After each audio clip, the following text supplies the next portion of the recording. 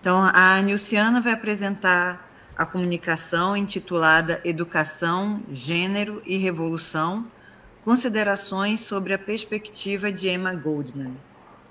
Pode iniciar. Obrigada.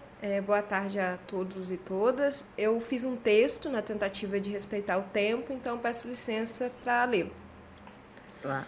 Considerando o caráter itinerante das ideias e práticas anarquistas, meu objetivo aqui hoje é apontar as possíveis contribuições de Emma Goldman na construção de um anarquismo mais aberto às margens. Tendo como fio condutor sua perspectiva intelectual, conversaremos um pouco sobre educação, gênero e revolução. Pois bem, Emma Goldman nasceu em terras russas em 1869. Sua infância foi marcada por dificuldades financeiras, conflitos familiares e uma educação interrompida. Em 1881, a família Goldman, fugindo das crescentes represárias antissemitas, mudou-se para São Petersburgo. Na capital, Emma tornou-se operária. Trabalhava em uma fábrica de espartilhos. Ali, teve a oportunidade de se aproximar da potente literatura russa e conhecer mulheres que rompiam padrões de feminilidade. Ao mesmo tempo, se deparou mais uma vez com a dominação masculina em relação aos nossos corpos. Em 1885, resistindo ao casamento arranjado, ela emigrou para os Estados Unidos da América, país que se tornaria seu campo de caça por mais de 3 décadas. Rapidamente, ela percebeu que a terra das oportunidades, essa era a noção da época, era perpassada por contradições. Seu cotidiano era desgastante, trabalhava ainda nas fábricas e agora sob um olhar ainda mais vigilante do patrão. Uma moradia precária, com cômodos cheios, uma alimentação restrita e a ausência de compatibilidade com seu recém-marido. Tal era a realidade daquele período. As manchetes dos jornais, por outro lado, pareciam mais angustiantes. Ela narra isso tudo na autobiografia. A morte dos mártires de Chicago impulsionou Goldman em direção aos círculos revolucionários. Foi o seu mito fundacional. A partir de 1889, Goldman estreitou laços com a imprensa anarquista e tornou-se palestrante. Inicialmente, ela tinha mais contato com trabalhadores imigrantes e judeus. Palestrava em yiddish e alemão. Mas por volta de 1898, como aponta Thomas, abre aspas, vários repórteres observaram o aperfeiçoamento de Goldman como oradora pública à medida que ela aprimorava também seu domínio da língua inglesa. Durante os 30 anos que ela viveu nos Estados Unidos, ela construiu redes de trocas intelectuais plurais, principalmente a partir da criação de sua revista, A Mãe Terra, que foi fundada em 1906 e funcionou até 1917, momento que ela é deportada para a Rússia. Goldman, durante sua vida, proferiu palestras em várias regiões dos Estados Unidos. Em dado momento, ela chegou a fazer mais de 300 conferências em um ano. E tudo isso foi fundamental para a publicização de suas ideias e também para a arrecadação de fundos para presos políticos. Por exemplo, em julho de 1916, Goldman e Alexandre Berkman, um outro importante anarquista da época e seu companheiro, comemoraram o fato de que a dança beneficente organizada por eles tinha conseguido arrecadar fundos para a fiança dos irmãos Magon lá no México. Emma Goldman foi uma dessas pessoas que fez parte de uma multidão que experimentou a cidade como locus da política. Participou de uma cultura radical que se desenvolveu nas ruas e em espaços habitados por aqueles que, com frequência, a sociedade considerava indesejáveis. Transitando por navios, fábricas, cafés, prisões, parques, sindicatos e até minas de carvão, essas pessoas reivindicavam seu direito à vida, ao singular e ao comum. Goldman vivenciou, interpretou e disputou os diagnósticos e as soluções de sua época. Ela foi o que chama de uma intelectual antropofágica.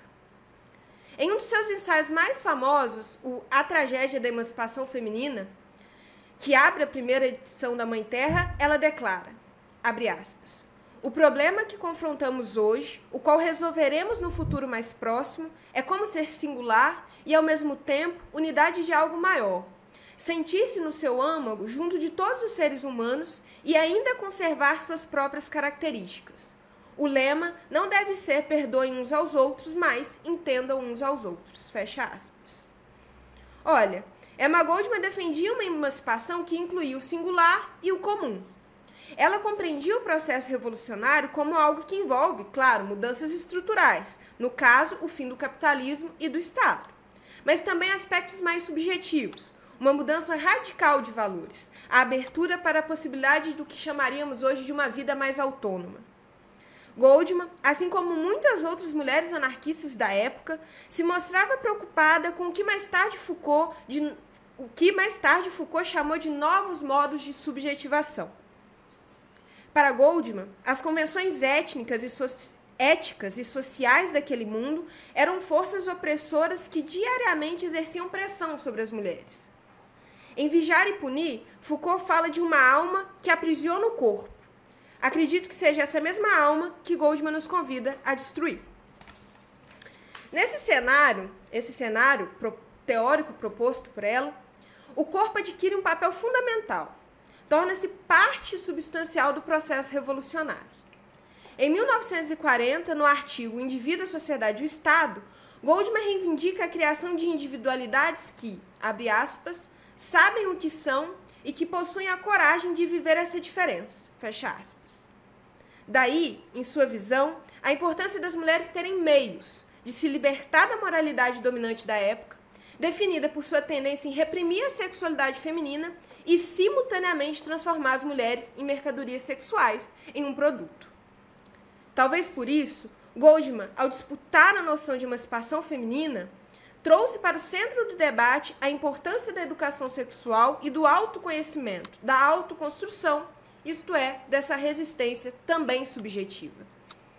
Além de muitos outros meios, ela defendia o acesso a métodos contraceptivos e o direito das mulheres de viverem suas próprias vidas, se livrando do que ela chamou de peso dos preconceitos, tradições e costumes.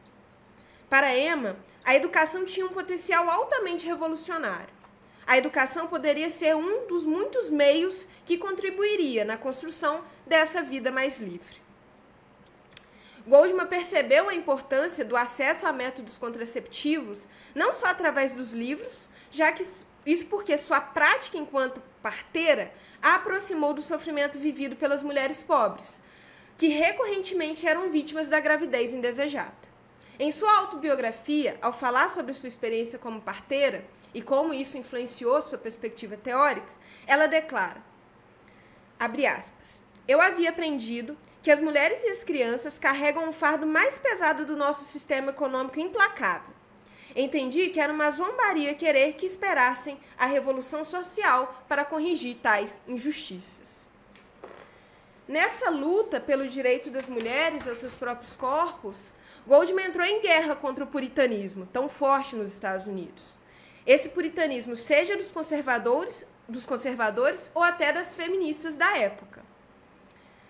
É importante lembrar que desde 1873 era crime nos Estados Unidos o envio de qualquer coisa projetada ou destinada a prevenir a concepção ou obter um aborto, bem como qualquer forma de informação contraceptiva. Era literalmente crime se discutir isso. E a Emma chegou a ser presa por levantar essas discussões.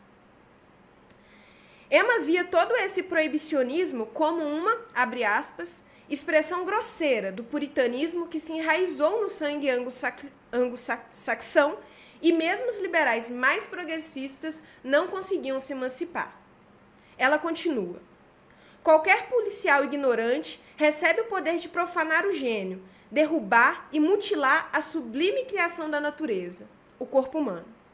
Livros que tratam das questões mais vitais das nossas vidas e buscam lançar luz sobre problemas perigosamente ocultados são legalmente tratados como ataques criminosos e seus infortunados autores são lançados na prisão ou levados ao desespero e à morte. Como aponta Emma Goldman, pelas lentes da imprensa e de muitos conservadores puritanos, as pessoas envolvidas nessa luta pelos direitos da mulher defendiam abre aspas, apenas uma vida imprudente de luxúria e pecado, livre da religião, da moralidade. Essa era um pouco a ideia que os conservadores tentavam trazer em torno das pessoas que discutiam essas questões. E para responder essas críticas, muitas feministas da época, e aqui eu estou usando quase como sinônimo do movimento sufragista, dessa via mais liberal que predominou no século XIX, muitas feministas, vendo essa crítica que eram direcionadas a elas, acabaram reafirmando nos seus aspectos mais conservadores, na tentativa de serem aceitas, né? O que para Goldman era um problema, e dos grandes. Ainda no início do século XX, Goldman então pluralizou a categoria mulher. As meninas e mulheres pobres, as trabalhadoras imigrantes, as prostitutas, todas elas foram consideradas por Goldman como dignas de atenção e solidariedade. Ela foi crítica do que chamou de duplo valor de moralidade. Isto é, de uma sociedade onde, abre aspas, toda a natureza das garotas são frustradas e mutiladas, enquanto a dos meninos são estimuladas no sentido de seguir o chamado selvagem. Então, esse duplo valor da moralidade, ela vai criticar muito. Então, ela vai sempre tentar trazer a importância da educação sexual, porque essa ignorância dos assuntos sexuais para ela era o que gerava os grandes dilemas na vida das mulheres da época, né? Ela vai ter uma visão da prostituição na qual ela critica como as mulheres, né, da burguesia tá lidando como se essa mulher que está nessa condição fosse inferior. Então ela vai criticar isso ferozmente, assim, e sempre vai colocar a importância de se livrar do peso dos preconceitos, tradições e costumes para se alcançar uma vida mais livre. Então, a educação para ela era uma parte constitutiva desse processo revolucionário, porque essa construção de um novo mundo envolve uma dimensão pedagógica, envolve a educação, envolve um olhar franco e cuidadoso em relação a si e aos outros. E para que essa relação ocorresse, era necessário um espaço. E daí a Emma vai ter vários empenhos, junto com os outros anarquistas, para criar espaços onde fosse possível se discutir e se pensar e se criar outras relações. Um exemplo é o Ferrer Center, que manteve as suas portas abertas por 50 anos e tinha seu teatro, tinha seu café, tinha sua escola. Era um espaço onde os expatriados da Primeira Guerra da Europa foi e achou um exílio. Então, assim, sempre foi muito importante para essas mulheres anarquistas ter essa casa do povo, esse espaço de construção. Por sua própria experiência de vida e considerando os espaços por onde circulou, Emma Goldman rapidamente percebeu que a modernidade e todo o seu progresso estava estruturado em cima da exclusão de muitas pessoas, né? Existiu e ainda existe corpos tidos como descartáveis. E é exatamente para esses corpos que a Emma dedicou o seu trabalho. Ela vai ter uma discussão importante também sobre a importância do movimento operário se vincular ao trabalho operário dentro das prisões, né? Ela não trabalha muito essa hierarquia, para ela deveria se criar essa solidariedade, ela fala sobre isso. E, por fim, Emma Goldman, como aponta a pesquisadora Cat Ferguson, foi um exemplo do que Foucault chama de discurso corajoso, porque seu corpo, marcado por sua política, gênero, identidade étnica e status de imigrante, foi alvo direto das autoridades. Se criou um discurso no qual Emma era sinônimo de perigo, e ela pagou um preço muito alto por isso, né? O mito da urgência da segurança nacional que marca o pós-Primeira Guerra levou, no limite, à sua expulsão dos Estados Unidos, né? Emma Goldman confrontou esse sistema, deu vida a um tipo, segundo a Cat Ferguson, de uma parresia anarquista. Para Cat, a parresia anarquista de Emma Goldman era estratégica, combinava ataque frontal com artes retóricas cuidadosamente calculadas e silêncios táticos. Isso porque ela foi severamente perseguida durante toda a sua vida. Ferguson mostra como Goldman constantemente desafiou o que o Foucault chama de limite do contrato parresiástico. Então, ela sempre vai tentar ir além e estabelecer uma crítica ao capitalismo, ao Estado e às relações de gênero, marcando aí, naquela época, marcada pela submissão das mulheres. E aí, só para finalizar, a gente vai ter muitos exemplos de como ela foi retratada. Tipo, na imprensa ficavam surpresos que ela era pequena e não era masculinizada, porque se esperava de que uma mulher revolucionária tivesse uma características mais masculinizadas. Como ela foi envelhecendo, a partir de 1901, por exemplo, ela foi retratada como diabo em pessoa, como uma bruxa, né? Seu sorriso foi considerado feio, pois lembrava a boca de algumas serpentes. Então, assim, só para a gente ter uma noção de como essa repressão foi forte, né? E ela zombava disso tudo, dizendo que não era ela que era perigosa, nem mesmo o uso de uma possível violência política contra um sistema opressor, mas sim o próprio sistema capitalista que exercia uma pressão sobre os corpos, sobre a classe trabalhadora. Então, o discurso é realmente muito politizado para esse sentido, assim. E ela tem uma fala que a Ferguson coloca, que ela brincava dizendo assim que, por mais que ela tenha sofrido toda essa repressão, eles nunca vão conseguir fazer as mulheres pararem de falar, assim, porque ela é sempre muito irônica nos textos, daí ela faz um pouco essa brincadeira, mas é claro que tem muitos momentos tristes, fruto dessa repressão. Enfim, eu acho que era um pouco isso, assim, como ela discute gênero e vincula o papel da educação como parte substancial do processo revolucionário. É isso, obrigada. Espero que eu não tenha passado muito tempo. Nada, obrigada, Nilciana.